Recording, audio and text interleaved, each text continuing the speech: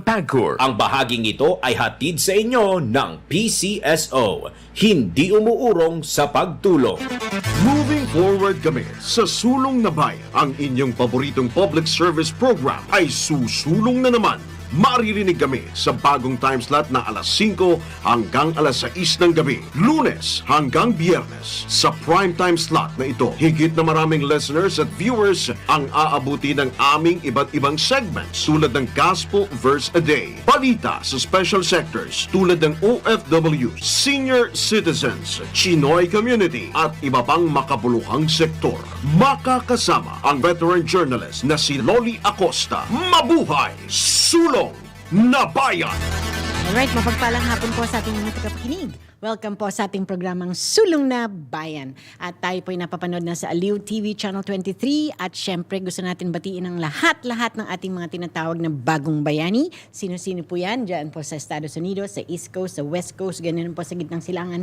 Napakalakas po natin sa Kingdom of Saudi Arabia, dyan sa Jeddah, Riyadh, Qatar, Dubai. At syempre sa mga neighboring countries, saan-saan naman po yan, sa Down Under, sa Australia, and then sa mga karatig pook, sa Malaysia, Indonesia, Thailand, Singapore, Hong Kong, Myanmar, at malakas din daw po tayo dyan sa Phnom Penh at ganyan na rin sa Korea at syempre sa Macau. Dito naman po Luzon, Visayas, Mindanao, lalong-lalo po sa ating mga kapatirang Muslim, Assalamu alaikum. At syempre pag Martes, gustong-gusto po namin kayong balitaan ng nakakaiba. We have this new segment. We inaugurated it about a week ago. Ito pong Unvoice and Entrepreneurs. But today, we will be having entrepreneurs. At syempre, ang co-program host natin, no less than Miss Ruby Banares Victorino, the Vice President of Philippine Chamber of Commerce in Makati Chapter. Greet niyo muna sila. Yes, hello. Magandang hapon po sa inyong lahat, sa mga nakikinig sa atin at nakikinig dyan. Isang maulan pero napakatamis na araw. Matamis. Kasi Bakit ang kaya? ganda ng topic natin ngayon, Lolly, di ba? I know. At mapapangiti kayo dahil Yes. makakaintindi po kayo at makakaroon kayo ng bagong kaalaman pagdating Correct. dito sa kanyang ibabalita. Siguro, let's welcome to our program na at nandiyan na yata via Zoom, no less than ang ating halal president. Yes, ang director ng DTI for Halal Industry Development, Alim Gapal, joining us online. Hello! Yes, Assalamualaikum! magandang hapon po sa ating mga taga-subaybay, pati na rin po sa ating kasama Miss Yoli and Miss Ruby. Isa pong karangalang makasama sa Ayan, ang usapin gwapo. ngayong afternoon. Oh, Diba? Magandang hapon po. wow. Naka-jacket ka ba ngayon? Maginaw ba dyan? Ang director Yes, sa medyo inyo? maginaw sa Iligan City. Yes, and Alim will introduce our special guest for Do today. the honors. Sino po ang ating panauhin? Go ahead po. Yes, katulad po ng sabi ni Miss Dolly kanina, we are privileged that we are joined this afternoon by one of the uprising entrepreneur in the country. Born and raised in San Francisco, California, he has had a lifelong love for two things. One is the love for chocolates, and two is his love for his Filipino heritage. His curiosity for chocolate began at a very young age, growing up, raiding his grandmother's stash of imported chocolate at home, while also living near C's Candy Factory. With a ravenous appetite for the sweet concoction, he wanted to dive into the complexities of making them, and adding to that is his growing interest to learn more about the culture. He took the plunge after graduating high school and moved to the Philippines para po mas makilala niya ang kanyang Filipino heritage. Living in Manila and graduating from engineering colleges, he met a friend who taught him the basics of making chocolates. From there, our guest this afternoon taught himself the more complex process of the craft, armed with techniques from various backgrounds in chocolate making and Filipino gastronomical ingenuity and imagination. These give birth to what he founded, the CMB Chocolate. Since founding the brand in 2012, he has devoted himself to making himself chocolates the best way he knew how, by hand. Kaya po magandang malaman natin yung pamamaraan, how did he rise from being an entrepreneur and making a global brand to what he founded. As owner and head chocolatier, he makes sure his creation highlights the flavors, aromas, tradition of his heritage, paving the way to what he founded the CMB Chocolate to become one of the finest artisanal chocolate brands in the Philippines. Country. Mga ating taga-subaybay, let us welcome ang ating panahuin this afternoon, Mr. Christian Valdez. Thank you so much for that warm welcome, Mr. Alim. Magandang hapon sa inyong lahat. My name is Christian Valdez. Marunong siya magtagalog, Oo, Ruby. diba? Ito nga, surprising na to, diba? Yung chocolate niya by hand. Bayhan. Doon ako Tapos nagugulat. nagtatagalog pa. Oo. diba? Parang hands-on talaga. Tama ba yan? Oo, hands-on talaga. Oo. Okay. Can you share, Christian, we call you Christian, can you share a pivotal childhood memory that sparked your love for chocolates? How did growing up near the Seas Candy, kasi napakapamoso niyan, Ruby, sa Yes, San Francisco, yes. kung saan siya pinanganak, Seas Candy, factory yan. How would it influence your early perceptions of chocolate making? At dagdag ko na rin, what motivated your decision to move to the Philippines after high school, and how did this experience shape your career path? Thank you for that. So, naalala ko nung bata ko, yung lola ko, meron siyang refrigerator sa TV room niya. Tapos lagi naman may stock ng tsokolate. So, Ikaw nakakaubos. oo, guilty. Okay. So I always was curious about how they made chocolate, where it came from. And it didn't help that growing up down the street from the Seas Candy Factory, actually it was behind my high school. So lagi ako kumain naman ng chocolate, lalo naman sa lunch break ng school namin. So that just fueled my passion for chocolate. Ayun. Ito pala nakakaubos ng tsokolate ng frigidaire Yes, nila eh. pero surprisingly look at Ang ganda the ng katawan. body, oo. So parang Yung susunod kong tanong. So, how did it motivate your decision to move to the Philippines, dito sa ating bansa, after high school? And ano ba yan? How did that experience shape your career path? Actually, I decided to move to the Philippines because my parents asked me. They said, well, there's a good opportunity here. You can be closer to your family. And growing up in the States, I remember not really being super close to a lot of my family because they were in the Philippines. I would see them during reunions, but the whole lifestyle and being able to connect with them, I wasn't able to. So I was given the opportunity and I jumped at it, and it was the best decision I made. Kasi may chance naman ako mag-connect sa pamilya ko, may chance naman ako mag-connect sa culture ko. yeah. So, nasarapan ka na rin sa Pilipinas. Sobrang naman. Sobrang ganda. Enjoy Masarap ka. naman dito. Yung food, yung people, lahat. Tsaka, I'm sure may driver siya. Oh, Kasi sa Amerika, wala eh. yes. Wala naman sa US. Dito, minsan.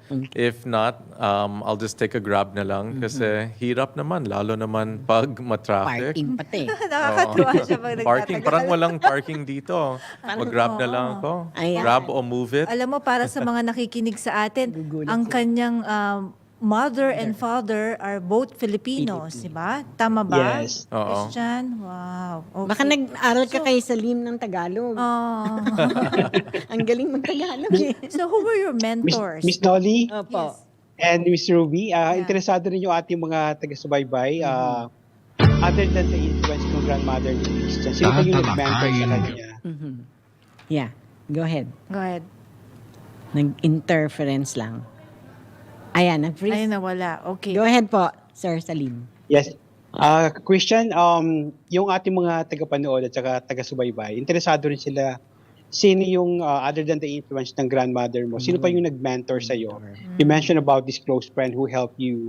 I think you also had, yung education mo, it also contributes to this, but is there someone that you really, you can name that really, mentor you how to get through the process? Kasi it's not just the art of making chocolates, it's also the business part of it.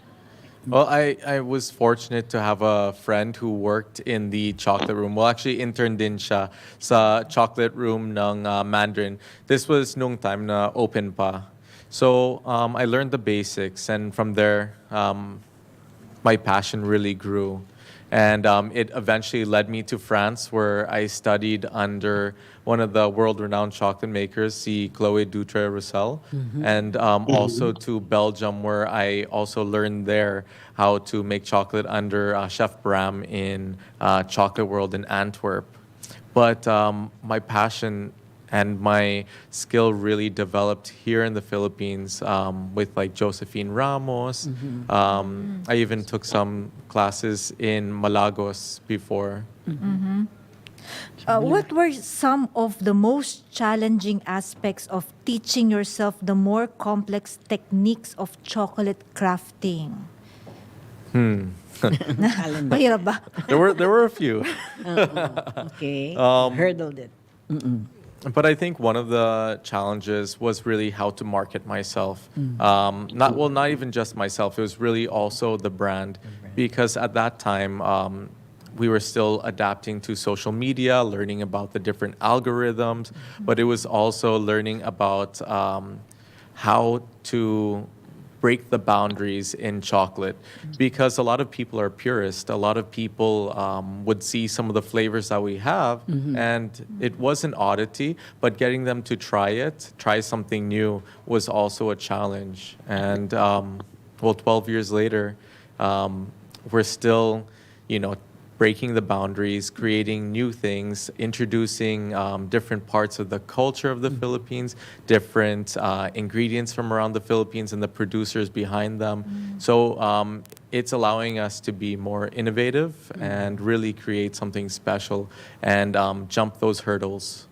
Yeah. So are your ingredients locally sourced?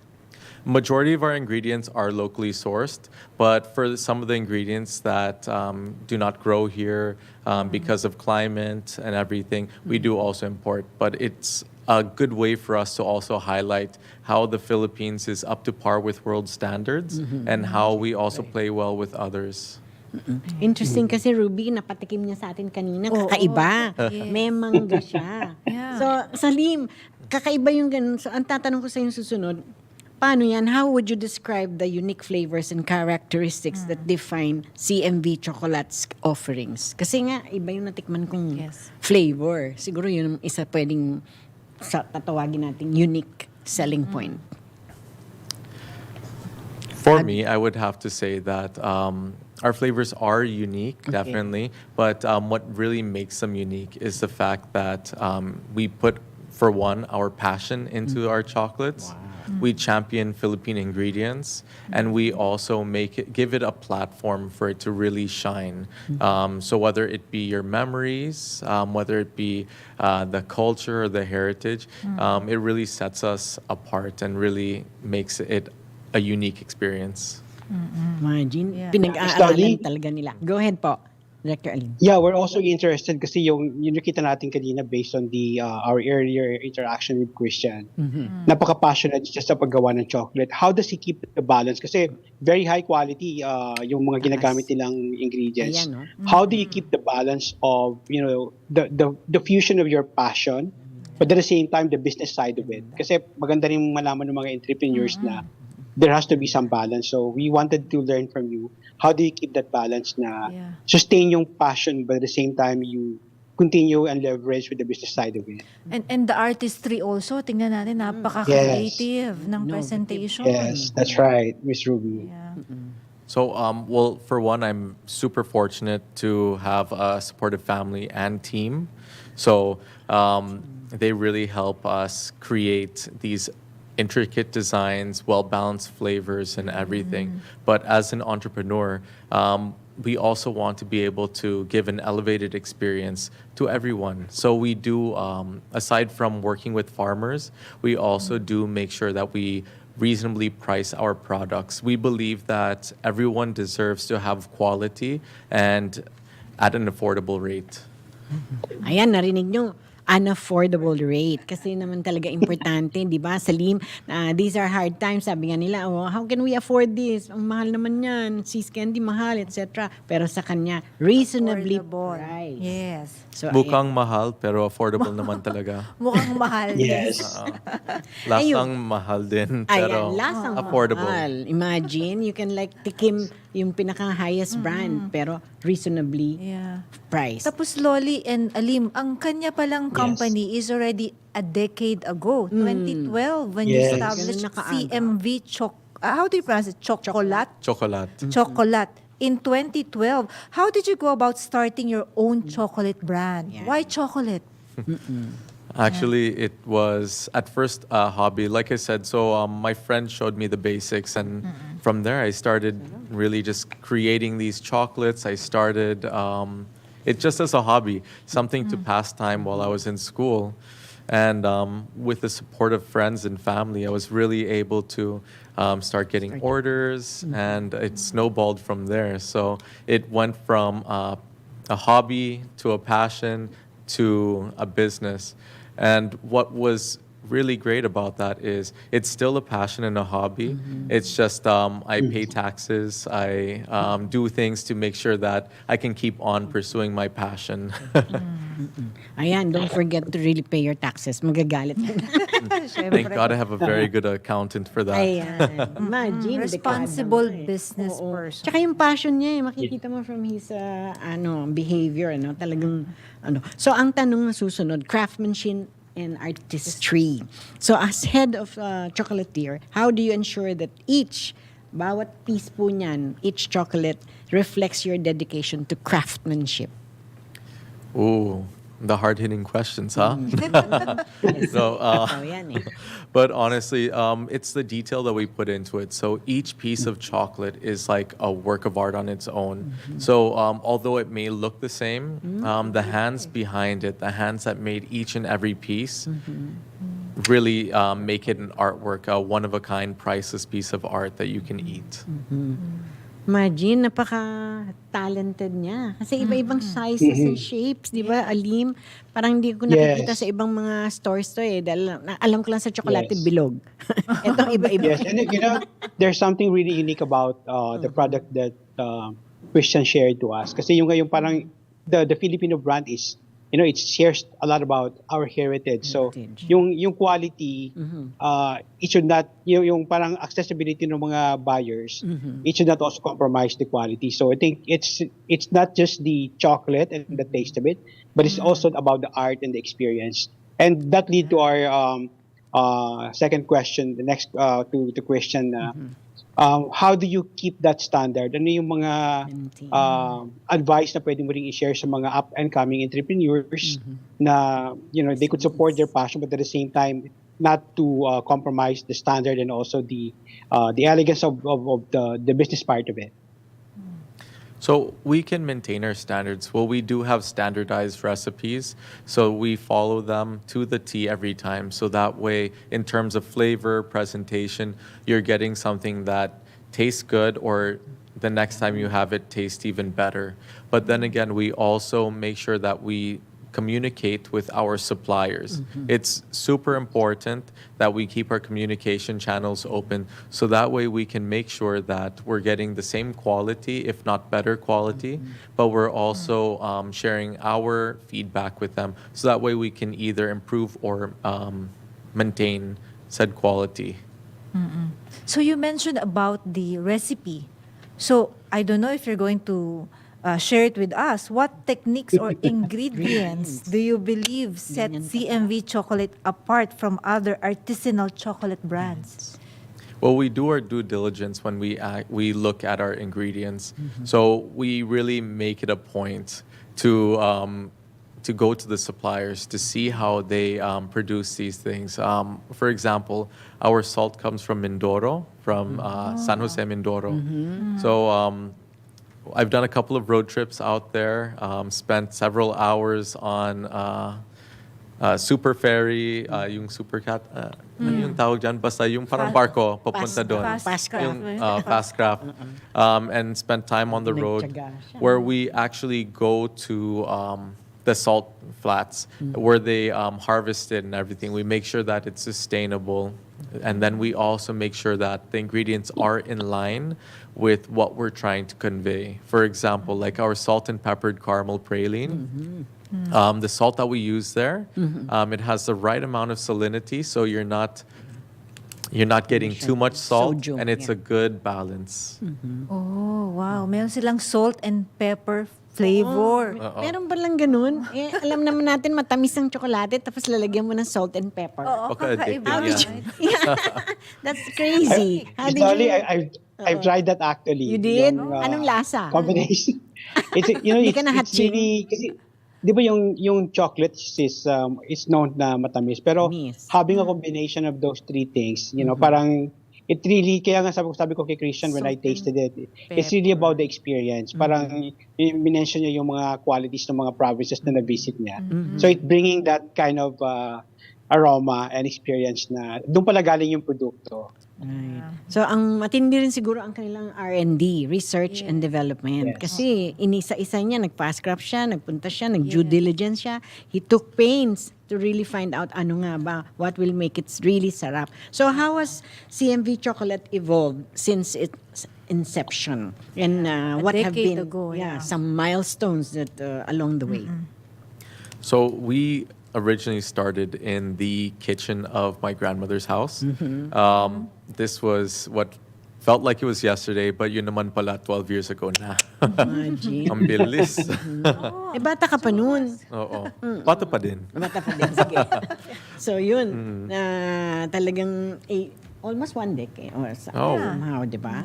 1 decade, but since then we've had the opportunity to work with like heads of states. 1 year we supplied the chocolates for APEC, and of No some of the less. recipients was former President Barack Obama, Justin Trudeau. We've also Leaders of countries.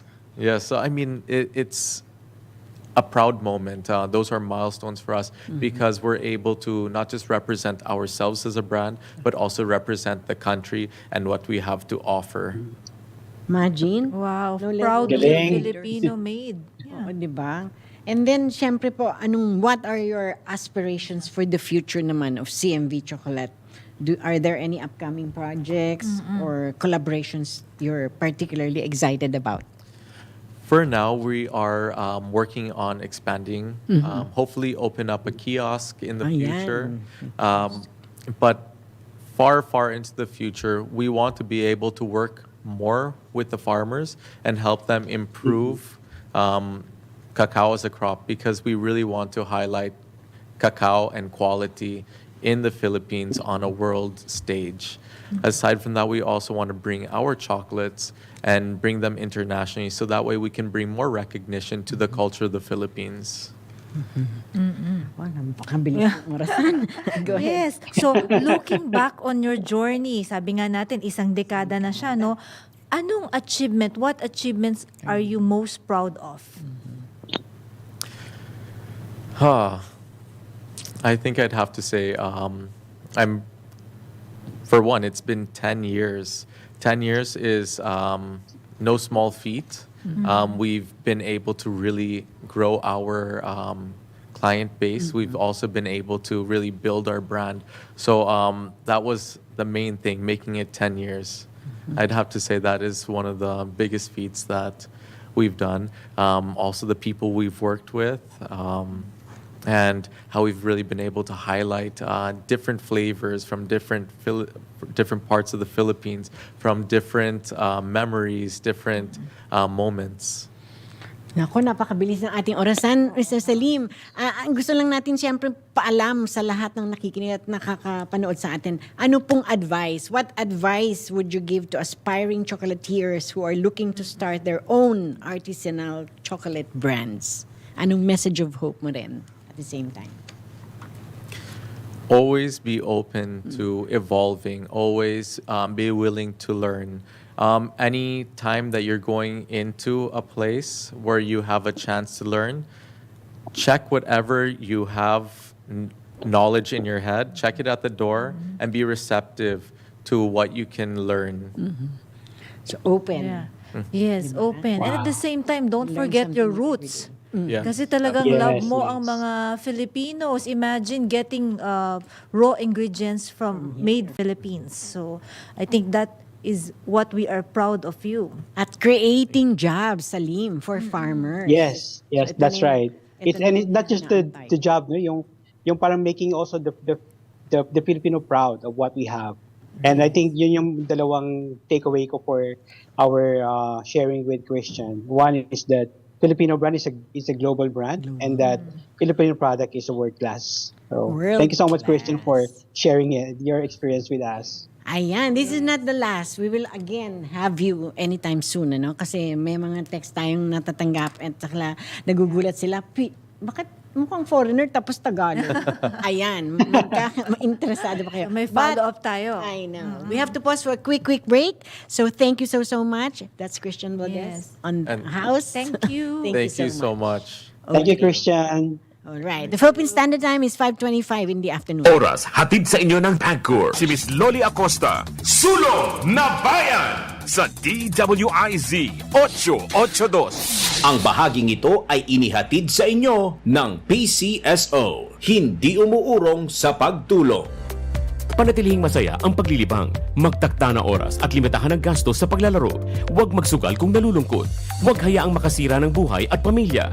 Para sa impormasyon ukol sa responsible gaming, tumawag lamang sa hotline number 02-8404-0171 o bisitahin ang www.casinofilipino.ph. Isang mensahe mula sa PAGCOR. Gambling is for 21 years old and above only. Keep it fun. Game responsibly. Fuji Denso believes that appliances are long-term investments, so it is very important to choose wisely. And what could be a wiser choice than using reliable, durable, and energy-saving appliances from Fuji Denso? Just like families and companies trusting Fuji Denso, you will see the difference when you upgrade your usual appliances to Fuji Denso HD inverter appliances. Fuji Denso, quality above all. Upgrade your home. Upgrade your business with Fuji Denso. Quality above all. Mahilig ka ba sa sports betting habang nanonood ng laro? Narito ang Arena Plus. Manalo at manood ng live kahit saan.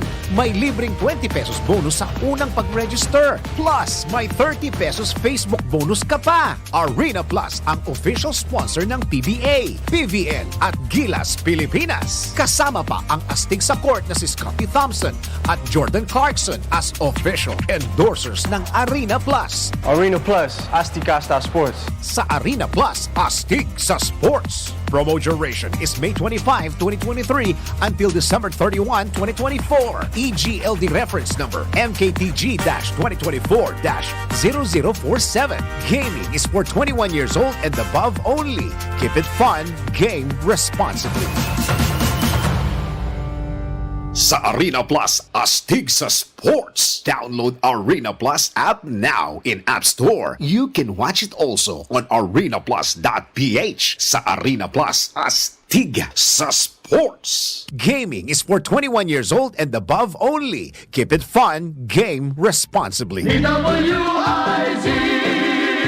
Fuji Denso Home and Commercial Appliances. Upgrade your usual appliances to Fuji Denso HD Inverter Appliances. Upgrade your home.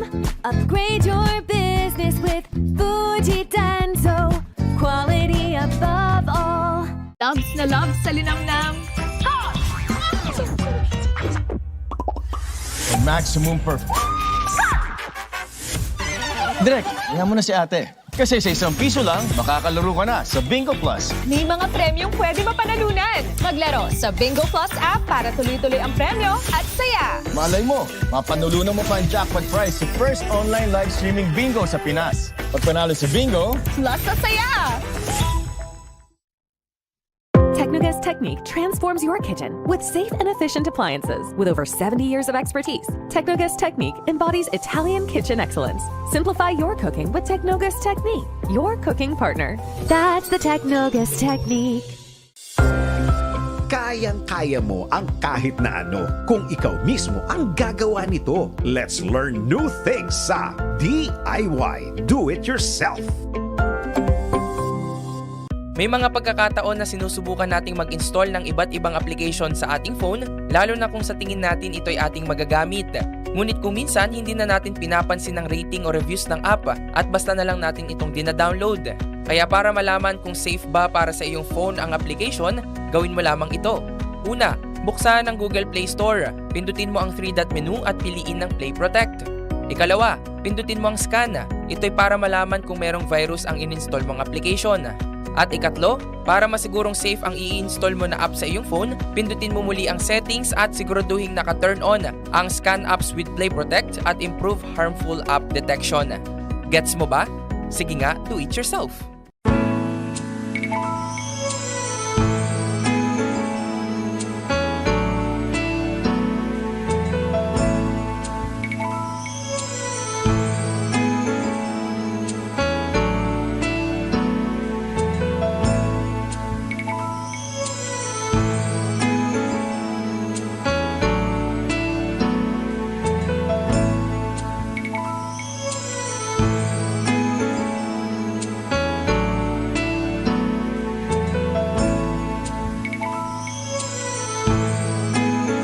Viral na pinag-uusapan, trending na mga issues, on air and online, malalaman sa DWIZ News Feed. Magandang hapon Pilipinas, narito ang mga balita sa oras na ito. Pagpapatigil ni Pangulong Marcos sa operasyon ng mga pogo sa bansa, suportado ng isang kongresista. Detalye ng balita nga ihahatid ni Patrol 30 Jelly Mendez. Suportado ni Congresswoman Attorney Jervil Jinky Beatrix Luistro ang pagpapatigil ng operasyon ng Philippine Offshore Gaming Operators o POGO sa Pilipinas. Ayon sa mambabatas, ang ginawang hakbang ng Pangulo ay patunay lamang na kanyang tinutugunan ang mga komplikadong issue na naiuugnay sa mga POGO, kabilang ang mga usaping panlipunan, pang-ekonomiya at pang-seguridad. Binigyan diin ng kongresista na malaki ang epekto sa lipunan ng operasyon ng POGO, kung saan ay marami ang nasasangkot sa money laundering at krimen na nagdudulot ng pangamba sa publiko. Naniniwala ang mambabatas na layon ng Pangulo na maprotektahan ang mga Pilipino at masigurong ligtas ang seguridad ng Pilipinas. Binigyan din ng Congresswoman ang komprehensibong katangian ng SONA na tumugon sa iba't ibang mahalagang larangan tulad ng pagbangon ng ekonomiya, pangangalaga sa kalusugan, edukasyon, pagpapaunlad ng infrastruktura at ang pagpapanatili ng kapaligiran. Binigyan din niya ang kahalagahan ng patuloy na pagtutulungan sa pagitan ng ehekutibo at lehislatura upang makamit ang layunin ng pamahalaan para sa bansa. Nanawagan si Representative Luistro sa lahat ng mga stakeholder, kabilang ang mga ahensya ng gobyerno, pribadong sektor at civil society na magkaisa at aktibong makibahagi sa mga agendang magpapaunlad sa ekonomiya ng Pilipinas. Ito si Patrol 30 Jelly Mendez nag-uulat para sa Impilang Metodong Lakas sa DWIZ. Nagbabalita ng tama, naglilingkod ng tama. DWIZ News Feed. Samantala, Senate employees na wala ng mahalagang gagawin, pinauwi na dahil sa masamang panahon. Detalye ng balita nga ihahatid ni Patrol 19, Celia Ortega Bueno. May ilang senador na nagsabi na mayroon silang gusto sanang narinig sa State of the Nation address ni Pangulong Bongbong Marcos Jr. pero hindi kasama sa binanggit ng Pangulo. Ayon kay Senator Riz Ontiveros, walang binanggit ang Pangulo ukol sa investigasyon ng International Criminal Court o ICC may kaugnayan sa war on drugs ng Duterte administration. Hit ni Senator Hontiveros, sana'y nagsalita ang Pangulo ukol sa ICC nang sabihin niya na sa kanyang administrasyon hindi bahagi ng solusyon sa problema sa illegal na droga ang extermination.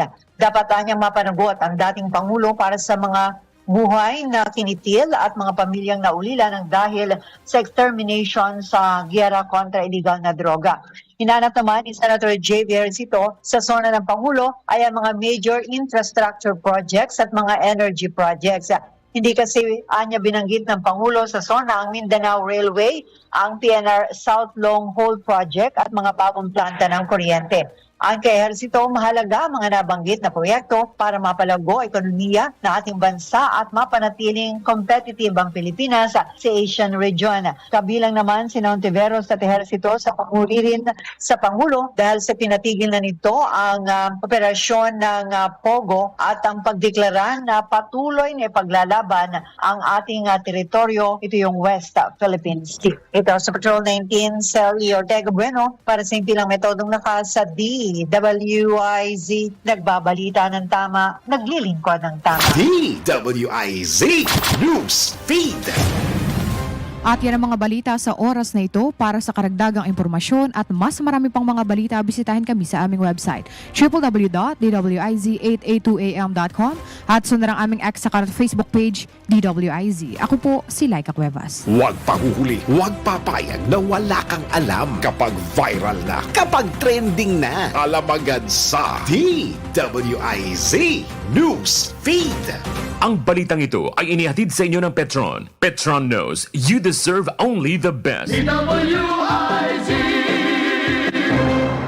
Ang bahaging ito ay hatid sa inyo ng PCSO. Hindi umuurong sa pagtulong. Si Miss Lolly Acosta, Sulong na Bayan sa DWIZ 882. Nais nating sagutin ang mga pahayag ni Atty. Nicole Rose Margaret Hamilla na pinapasa sa PAGCOR ang CC kung bakit may mga kasong kriminal na sinampa ang Department of Interior and Local Government laban sa kanyang kliyenteng si Mayor Alice Guo ng Bamban, Tarlac. Malinaw ang mga patakaran ng PAGCOR. Kapag lumabag sa batas ang mga binigyan namin ng lisensya, ito man ay provisional license o regular license, pinapatawan agad sila ng matinding parusa at multa. At kung malubha ang kasalanan ay kinakansela agad ang lisensya. Walang kinalaman ng PAGCOR sa pagbibigay ng mga lokal na business permit at lisensya. Hindi rin namin responsibilidad ang inspeksyon ng mga gusaling wala sa alalim ng aming poder. Ang pag-i-issue ng ang gaming license ay batay sa aming sariling panuntunan at sa mga dokumentong sinusumite ng mga aplikante. Sa kaso ng sinalakay na compound dyan sa Bamban noong March 13 ngayong taon, isa sa mga kumpanyang nasa loob ng compound ay ang Zone U1 Technologies Inc. na noon ay may hawak na provisional license mula sa PAGCOR na pinagkaloob noong October 19, 2023. Ang nakarehistrong address ng Zone U1 ay nasa ikalawa, ikatlo at ikaapat na palapag ng A1 building sa loob ng compound ng Baofu Land Development Inc. May mga tauhan doon ang PAGCOR mula sa Compliance, Monitoring and Enforcement Department upang bantayan ang kanilang operasyon. Bukod sa nasabing address, walang karapatan ang PAGCOR na puntahan ng ibang mga gusali sa loob ng nasabing compound na mahigit 8 ektarya ang lawak, kung saan ang ibang mga gusali ay malalayo at hindi basta-basta mapapasok. Walang legal na batayan ang mga tauhan ng PAGCOR upang pasukin at alamin ang nangyayari sa mga nasabing pribadong lugar dahil labas ito sa aming saklaw. Bukod sa pagmamatsyag at pagpapatupad ng aming mga lituntunin, ang tanging papel lamang ng PAGCOR sa sinalakay na compound ay ang pagbibigay ng pansamantalang lisensya sa Zone U1 Technologies na agad naman binawi matapos ang raid noong March 13. So bilang paglilinaw, sa panahon lamang ng kasalukuyang pamunuan ng PAGCOR, natuklasan at naisiwalat ang mga totoong anomalyang sangkot ang mga Philippine Offshore Gaming Operators o yung tinatawag na POGO. Ulitin natin, sa panahon lamang ng kasalukuyang administrasyon ng PAGCOR, nagkaroon ng hindi kukulangin sa 10 pagsasalakay laban sa mga hinihinalang gawaing kriminal sa loob ng mga pogo, kaya nalantad ang mga anomalya katulad ng natuklasan sa Bamban, Tarlac. Alright, nagbabalik po muli ang ating programang Sulong na Bayan. Naku, pasulong na pasulong po ang ating bayan. Bakit? May dagdag kaalaman na naman tayong malalaman ngayong hapon. At nasa kabilang linya pa rin ang komunikasyon. Si Alim, Director Alim, go ahead and introduce our next guest. Yan, do the honors po. Yes, Miss Lolly and Miss Ruby. From chocolate, we move to coffee. Ang ganda ng combination natin ngayong hapon. Ang bisita natin this afternoon is a third-generation entrepreneur who always dreamed of opening her own cafe. She interned for a coffee company as a teen and has since been immersed in the realities of the Philippine coffee industry. She has spent more than half her life in coffee, working in marketing communication, community engagement, and store operations in Manila, Philippines, and also in Shanghai, China. She took a brief hiatus from coffee world to do pioneering work in the local digital advertising industry, launching corporate campaign and social media for social good initiatives.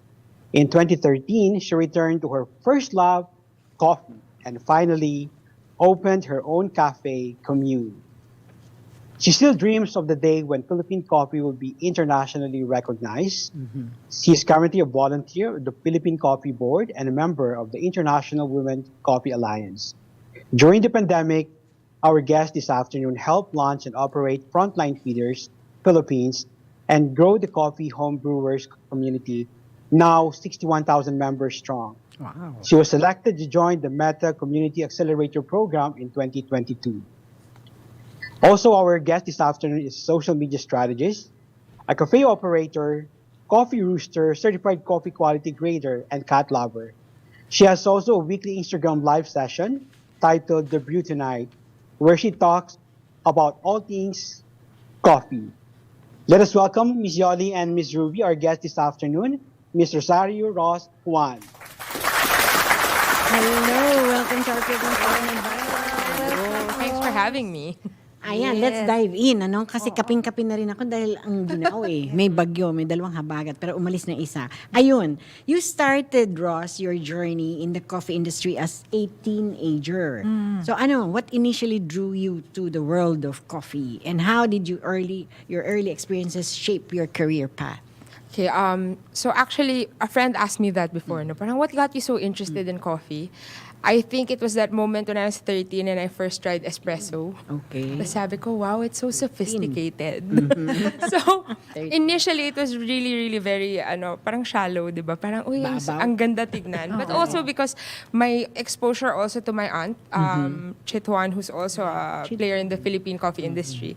So, I started interning with her coffee company when I was still in college. So, that's really sort of what sealed the deal. Yeah. Right, okay. Napakagaling ng mentor nito. Kilalang kilala si Very Miss Chit. famous. Tinanong ko kung kaano-ano niya si Miss Chitwan, auntie pala di ba? Alam mo, napakagaling nitong guest natin, Lolly Alim.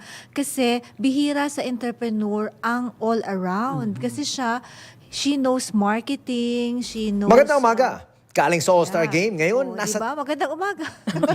Coffee kasi, coffee. Coffee. Ayan. So she knows a lot. Marketing, store operations, trainings, and a lot Magandang more. umaga. Ayan. Yun. All around. Magandang umaga uli. Okay. May sumisingit sa... So, as both an entrepreneur and cafe operator, what strategies have you found most effective in fostering a loyal customer base and creating a unique coffee experience? Okay. I think, especially for coffee, it's really a whole experience. So, definitely number one dyan, magsarap yung produkto mo. It's something that your customers will enjoy, will appreciate, babalik-balikan nila, at nakikita nila yung value ng binayad naman nila sa'yo na Worth it. ibabalik sa Oo. kanila. Yes. But aside from the product, is also the service. So really, the whole package, the cafe itself, the space, how it makes them feel, how your product, how it tastes, and how your staff entertains them also. How your staff Miss entertains. Opo, Salim. Yeah, Ms. Lolly and Ms. Ruby, one interesting part also of the sharing from Ms. Ross is yung kanyang advocacy and community engagement. I mean, you're already maintaining the business. You still find time to, be volunteer and involved with the Philippine Coffee Board and also the International Women's Coffee Alliance. What's the importance of that shape and why you think it's really relevant na you still, you manage to find time to be engaging with community advocacies? I think because for Commune, when I started Commune, a big part of it really was my intention to help promote Philippine coffee. Wow. Syempre, nandun na yung dream na gusto ko talaga, one day, when I grow up, I want my own coffee shop. Pero aside from that, I think I wanted another purpose, and that was to help promote the Philippine coffee industry. Because nga of my exposure to the fact na, at that time, early 2000s, pinuputol yung mga coffee trees natin, yung ibang tao hindi alam na may pinoproduce tayong kape sa Pilipinas. So, it became really part of the mission and vision of Commune. So for me to be able to help in that advocacy, I also needed to be part of groups that are actually doing work to do that. Can you tell us more about this International Women's Coffee Alliance? Yung very interesting to, Lolly Alim eh. Diba? sa ibang Ngayon bansa ko lang na to. actually Yes, narinig yes. ito. Sali tayo dyan. Tsaka women's para sa ating Yes, kababaihan. it's really for women. What is So, it all about? International Women's Coffee Alliance is actually about a 20-year-old organization. Nag-start siya in the US. So, yung mga coffee-consuming countries wanting to connect and network and also help coffee-producing countries. That's particularly among women. Kasi dun sa mga producing countries, ang malalaking issue dyan is hindi nare-recognize yung women coffee producers. Right. In some countries, ang mga farmlands hindi pa pwede ipangalan sa babae. Bakit naman? Mga ganyan. Iba-ibang lumalabas nga sa Philippines, Polisiya. mas lucky pa yung mga kababaihan natin dito. So dahil may challenges na ganun, there was a drive and an effort to come together and really help the causes of women in coffee. So yan si IWCA. Meron din tayong Philippine chapter. Okay. And yung Philippine chapter is rebooting right after the pandemic kasi. So we're also going to start with some activities to involve other women in the Philippine coffee industry. Mga anong activities kaya yan, Ross? Sa ngayon, we've been doing a women's latte art competition. So this is just for women baristas. Bakit kailangan ng ganun? We find that in competitions where baristas showcase their skill, and this happens all over the world, mas konti ang sumasaling babae. So we decided to create a competition na for women only, parang mas comfortable ng konti, to help give them the experience to compete and build up their confidence. So 3 years na namin ginagawa to, na continue na ulit siya this year. We also do discussions among Dialogue women and all. coffee entrepreneurs, women coffee producers, para magkaalaman tayo paano ba natin tulungan ng isa't isa.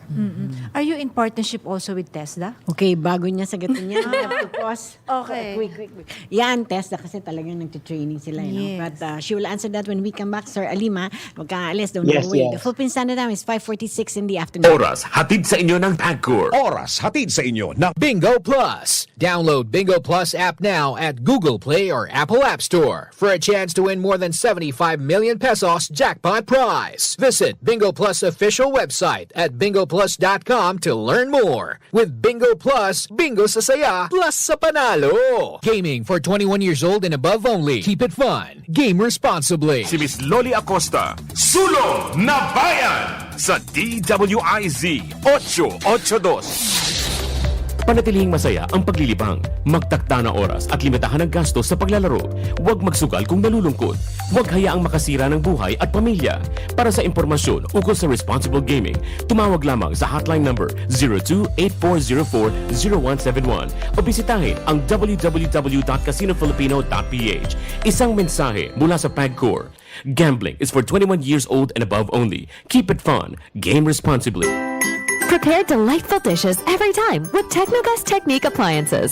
Experience excellent cooking results with Technogas Technique's premium selection of cooking ranges, range hoods, built-in hobs, ovens, and kitchen appliances. Technogas Technique combines elegance, functionality, safety, and durability to enhance your skills and passion for cooking. Make Technogas Technique your cooking partner and fill your kitchen with appliances made to last. That's the Technogas Technique. Ang buong Aliw Broadcasting Corporation Station DWIZ AM Nationwide DWIZ News FM Regional Stations Home Radio 97.9 at ng Aliw Channel 23 ay nagpapasalamat ng 1,000,000 beses dahil sa laki ng suporta mo sa amin. Really, 1,000,000 thanks to you. Kaya tatapatan din namin ng 1,000,000 thank you ang inyong pakikinig, panonood at pag-follow. Manalo ng 1,000,000 pesos. Aliw Broadcasting Corporation, 1,000,000 pasasalamat nationwide promo. Abangan!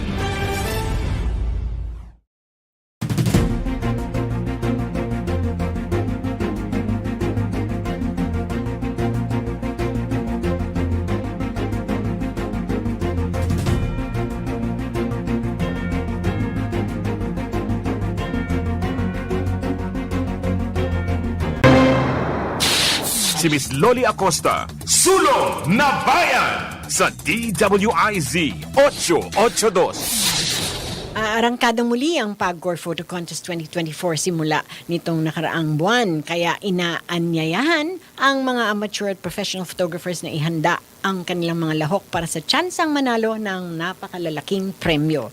Harvest Time ang tema ng Pagcor Photo Contest 2024 upang ipakita ang sipag, husay at pagsisikap ng mga magsasaka, mangingisda at mga nasa sektor ng agrikultura tungo sa masaganang ani, hindi lamang para sa kanilang pamilya, kung hindi para sa sambayanang Pilipino.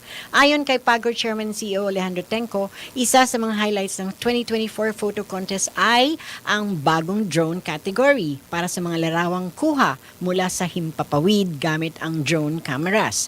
Bukod sa drone ay mananatili ang conventional category. Tampok ang mga larawang kuha naman gamit ang digital cameras at ang mobile category. Natampok ang mga litratong kuha naman ng mobile devices. So tinataas din ng Pagcor ang total cash prizes para sa patimpalak sa 2.23 million pesos mula sa 1.6 million pesos nung nakaraang taon. Ang 8 mananalo sa conventional category ay makakatanggap ng 100,000 piso premyo bawat isa, samantalang makakatanggap naman ang 50,000 piso bawat isa ang 16 na mananalo sa mobile at drone categories. Ibinaba din ng Pagcor ang age requirements sa mga nais lumahok sa 16 na taong gulang mula sa 18 taong gulang nung nakaraang taon. Ang lahat ng entries ay kinakailangang kuha mula sa August 1, 2023 hanggang ngayong July, that is next month, hanggang July 31, 2024. Tatanggapin ng Pagcor ang mga entries sa pamamagitan ng Pagcor website gamit ang link na www.pagcor.ph/photocon2024. At para sa kumpletong detalye, silipin lang ang Pagcor Photography Contest 2024 subsite na matatagpuan sa www.pagcor.ph. Alright, nagbabalik po muli ang ating programang Sulong na Bayan at syempre kasama pa rin po natin the house, no less than Miss Ross Juan. At eto, excited tayo itanong pa sa kanya. Nabanggit ko nga kanina, di ba, itong si Ross, napaka-impressive ng background sa marketing and social media. So, how have these skills translated into promoting your own coffee shop commune and advocating for Philippine coffee?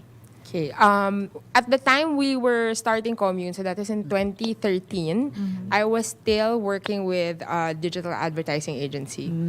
So at that time, 11 years ago, kino-convince pa yung businesses na you can use social media to promote your business. So sabi ko, okay, gagawin ko si Commune case study.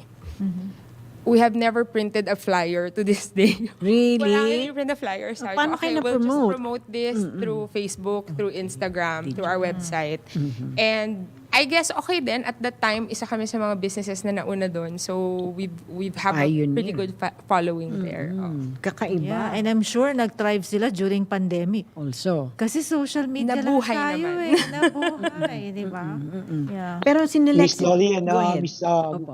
Miss Ruby, other than that, si Miss Rossi also had the Brew Tonight, which also has gained popularity on Instagram Live. So, do you also use this platform to engage not just with your business, but at the same time with your advocacies? And how does it complement yung mga advocacies niyo, especially for your community engagement? So, see, the Brew Tonight actually started during the pandemic. Wala kasi akong makausap sa bahay. And then, my friends, we found that a lot of people were panicking kasi they didn't know what to do with their coffee. I mean, they couldn't buy it anymore. They had to start making at home. So it really started with instructional videos on how to brew coffee at home, etc. And then it sort of became a weekly habit.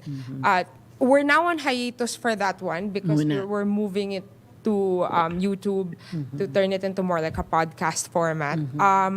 Pero yes, it has been a venue where I really get to engage with people. Yun yung masaya sa live because you see the comments. Kita mo agad nagre-react na Nakikipag-usap talaga ako online. There were certain episodes where I also had guests. So we were able to talk about a range of topics. So fun siya and babalikan rin namin siya talaga. And it makes it easy for us, di ba? Watching it at the same time and interacting. Kasi I remember before I wanted to put up a coffee shop, ganyan kakapal yung manual na binigay hirap basahin. Hindi ko kinaya. Yeah, at least now you can watch it in podcast, listen to it while you are driving, no? And it's so easy now to have your own Miss Ruby, pop-up store. baka pwede ka na mag-apply for franchise kay Miss Pwede Ross. na. Isipin pa Oo niya. nga, tatanungin ko nga Kasi off-cam yun ang tinanong natin sa kanya eh. Well, Ayaw niya ng stress. for now, hindi pa ako nagpa-franchise. Ayan. But I do conduct classes on how to open a coffee business. Okay. Yes. And then we also have barista training, brewing, all sorts of coffee classes at Commune. Nasa website naman namin lahat yan. So, depende kung anong level yung gusto mo ipasok sa kape. How deep do you want to get into coffee? Or if it's something you want to do as a hobby or a business. We have classes for that para you get training from people with experience. Hindi siya tumitigil sa Lima, no? Dahil meron siyang, she was selected for the Meta Community Accelerator Program. That's quite an achievement, ano? Ross, congratulations. So, how has this experience influenced your approach to community building and social impact initiatives?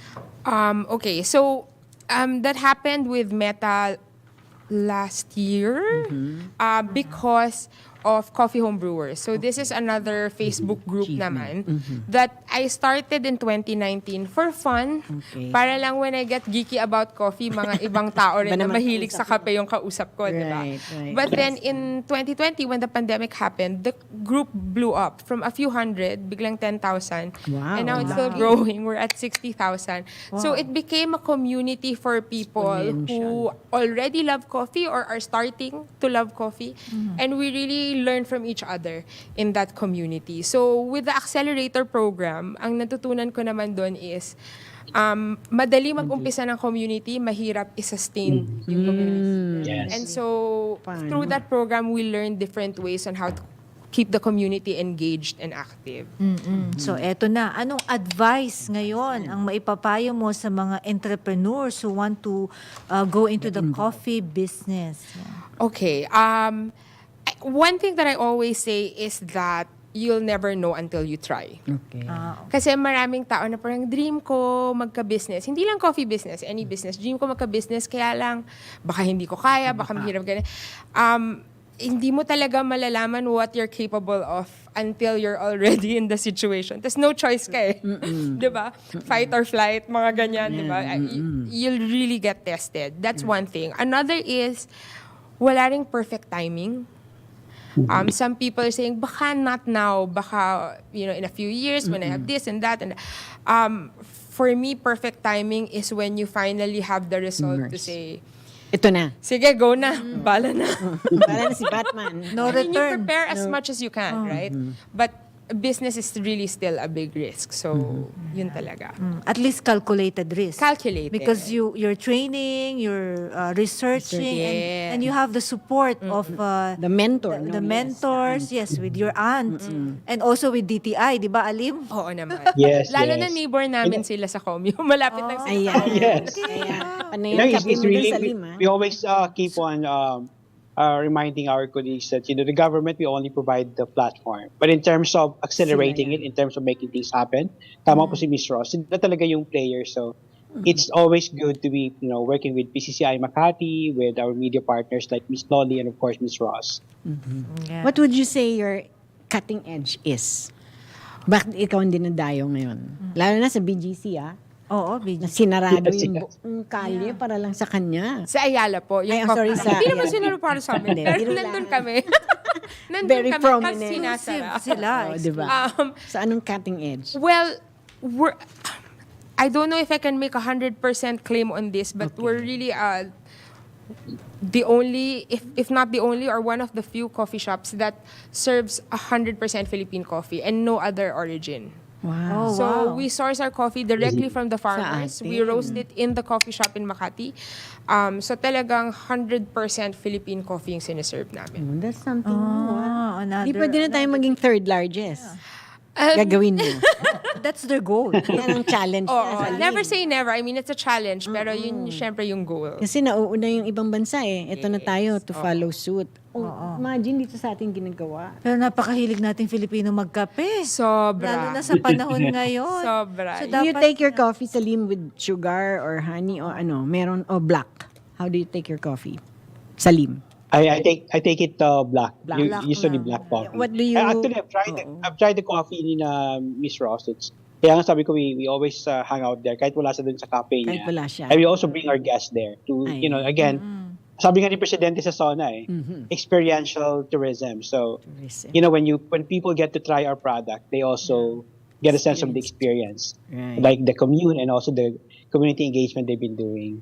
Ayan, that's all the time we have. Kulang na naman. Give us a 60-seconder. Ano po ang iyong message para sa ating mga talagang interesadong anytime soon, gustong-gusto na Okay, if you're interested to learn about coffee, the easiest way to do it is go get some classes and learn from people with experience. So all our classes are listed on commune.ph. You can visit us at 36 Polaris in Makati or Instagram, Facebook, commune.ph. Also, if you just want to have fun, learn with other coffee lovers, there's coffee home brewers on Facebook. Join po the community and it's going to be a ride. Riot. Very interesting. Give us your 60-seconders, Alim. That's all the time we have. Go. Yes, again, we're also working with the Philippine Coffee Board, and part of our advocacy working with them is also to promote halal product and branding to also showcase the coffee industry in the Middle East. Ayan. Thank you so much. Next week, we'll see you for the Indonesian ambassador if he's available. I hope you're still here in the Philippines. Thank you. Assalamualaikum. And your Yes, o dito po sa ating envoys and entrepreneurs, talagang mga own Filipino, we are proud of this chocolate, from the chocolate to the coffee. Kaya tangkilikin po natin sila, ang sariling atin. Ayun. Thank you so much, Miss Ross. Thank you for It's having not the last me. time we will have to have you. Now we can have coffee. Ayan. But thank you sa ating mga naging kaagapay. Siyempre, ang ating si Jill John Reyes, si Kay Constantino, si Eloisa, si Hias, ang ating mga nandyan sa news staff. Siyempre, Thank you so ating much. chairman, D. Edgard Cabangon. This has been Lolly Acosta and Ruby Banares Victorino. next week, abangan nyo po again ang Envoys and Entrepreneurs. Put God first in every area of your life so He will direct our path. Bye, everyone. Si Miss Lolly Acosta, Sulong na Bayan sa DWIZ 882. Ang programang ito ay hatid sa inyo ng Petron. Petron knows you deserve only the best. Ang programang ito ay inihatid sa inyo ng Pagcor. Ang bahaging ito ay